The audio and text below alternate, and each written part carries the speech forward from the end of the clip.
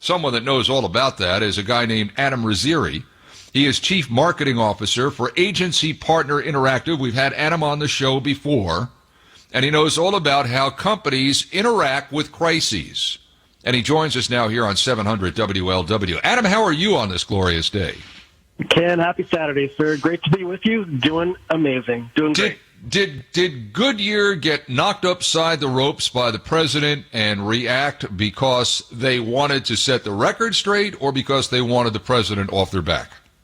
Probably a little bit of both. I think Goodyear, really, their executive team had a choice. Do we immediately distance ourselves from this employee that maybe interpreted one of our policies a certain way and then created the slideshow? Or like some of the other companies that are in our economy, do we double down and take a strong position here that maybe is counter to what the president thinks we should do?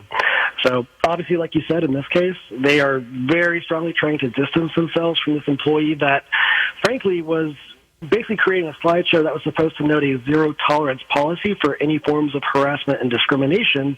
But oddly enough, on the zero-tolerance side of things that you can basically bring to the workplace, like you said, referencing Blue Lives Matter, which arguably does actually present an equity issue here, noting that there have been a lot of directed attacks against police, and now in at least 5 states, to attack a police officer just because they're a cop is actually a hate crime. So, I think there's a lot of very sensitive topics that are kind of revolving around this, but obviously the fact that MAGA attire specifically also was called out, I think that you could say that that's probably what lit the fuse with the president.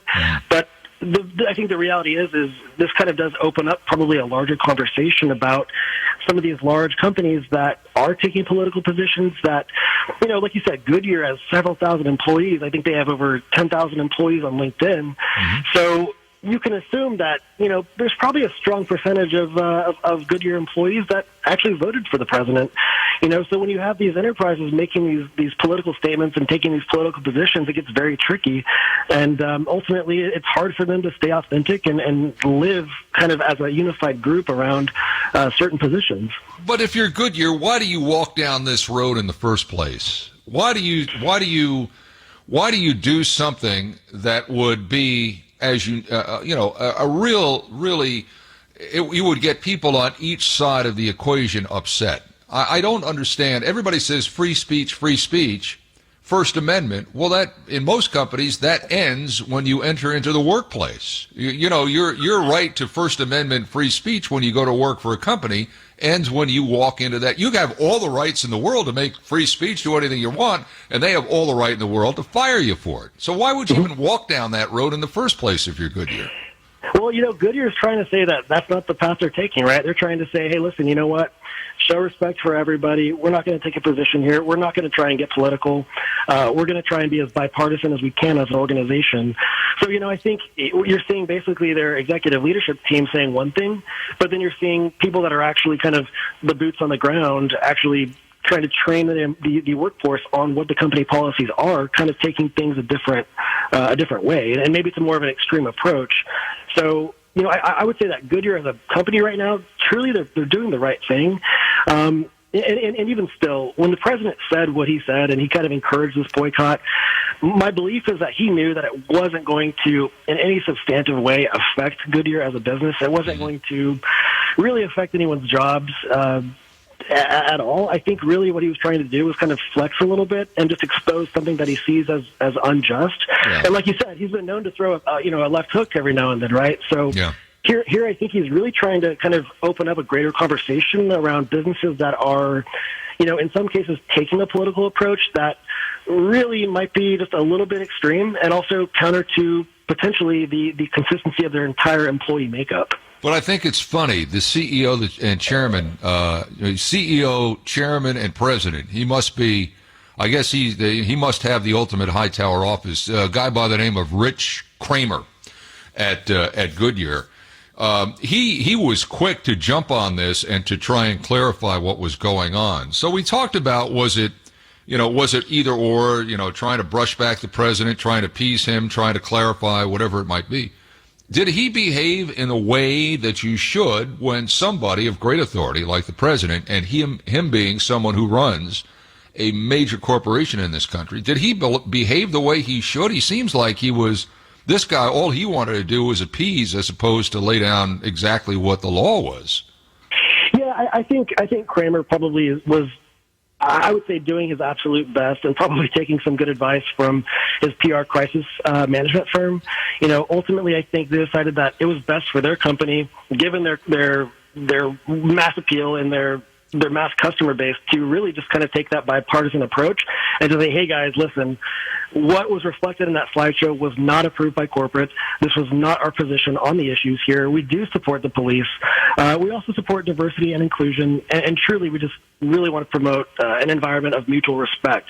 So I think what we saw from Kramer was sort of that position.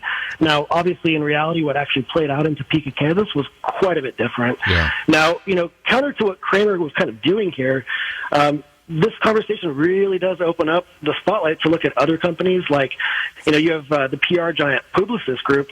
This is one of the biggest ad agencies in the world. They represent McDonald's, Coca-Cola, GM, Kellogg's, Procter & Gamble, and Pfizer, among many others. And very recently, people started discussing via an internal whistleblower similar to the Goodyear situation that the company is trying to actually instruct employees on how to favor people over hiring and promotion on the basis of race and skin color, even advising employees to direct company money towards specific political causes. So, on one side of the equation, I think you have a conversation around Goodyear and what they're doing to sort of not light any fires. But then I think what the president's trying to do is kind of shift focus towards some of those bigger companies, those more influential ones that are really taking a strong political position and maybe doing so in ways that really isn't the best for their entire employee base.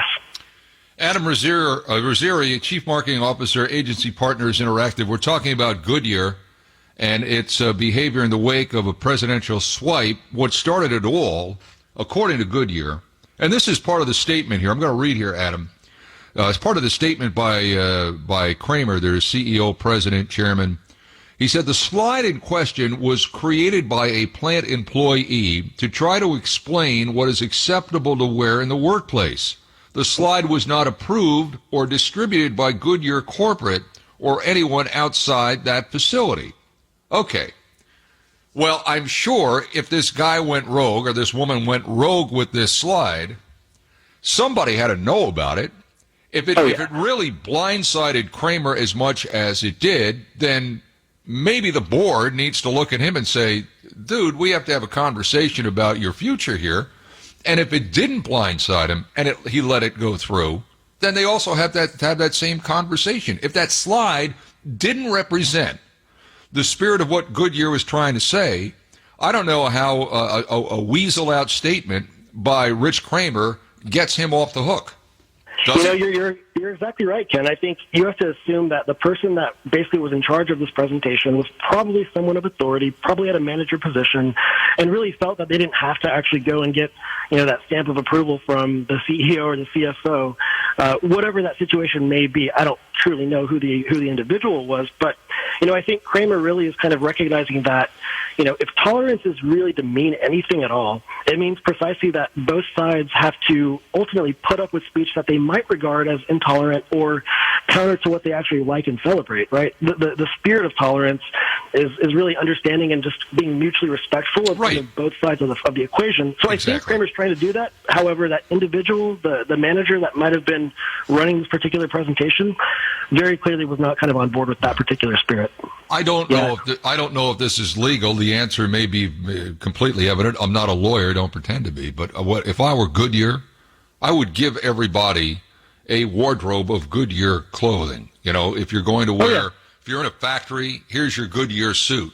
If you're working a line that doesn't require protective clothing, here's a Goodyear T-shirt or a long sleeve shirt to wear. Here's 10 of them, so you don't have to have the same one every day. If you're a company executive, we wear a shirt and a tie. And just have it there in your company handbook. Now, maybe that's illegal in this culture we live in, but I think that's an easy way around all of this, isn't it? Well, you're right. I mean, there are companies that do impose, obviously employee uniforms. Of course, there's a certain job or there's a certain uniform that you wear to do the job. And of course, I think that's a very individual decision made on kind of a per company basis. But, truly when it comes to taking stands that do kind of revolve around social issues and specifically politics, truly it's a real challenge for a company the size of Goodyear to do so in a way that actually works. Enterprises typically are going to have a huge challenge of presenting themselves the way that they would have to not be kind of seen as potentially a hypocrite or as having internal whistleblowers sort of expose things that they feel are unjust. To do this the right way as a business, you have to really take the issue seriously. You have to be authentic. You have to also know your customer and know what your boundaries are, always being respectful of both sides no matter what, but also being ready to defend your position when you're questioned, connecting at a human level, and really knowing what matters to your customers and to your employees. Yeah. And the reason why it's harder for an enterprise versus a small business to do this is just really simply there are so many people that come together to make an enterprise function, tens of thousands of people in some cases. Yeah. Over 10,000 people in the case of Goodyear, right? And you look at organizations like the NBA, right? They were kind of seen as a hypocrite while they were sort of promoting this really spirit of human rights and equality in the United States. But in China, obviously seeing things happen very differently with the youth camps that were taking place, China's historical oppression of religious groups, and also kind of shutting down the Houston Rockets general manager when he tweeted support for the Hong Kong democracy movements, right? Yeah, so exactly. It's harder for these kind of bigger organizations to really take a stand and do so the right way. Well, you're right, and I think Goodyear waded into water and then didn't know how to get out. So we'll see how long this holds and whether or not the president backs off his boycott. He tends to forget about these things. Adam Rizzieri, you are with Agency Partner Interactive. How do people find you? Is it agencypartner.com? Is that how they can find you? Absolutely. Go to agencypartner.com. We're a Dallas-based digital agency, and really what we do for businesses is we work with companies that are looking to either double or triple revenue within an 18-month period. So we do so by creating amazing digital experiences, a great website, mobile apps, and then using expert digital marketing to make sure that your customer connects with your brand and with your business.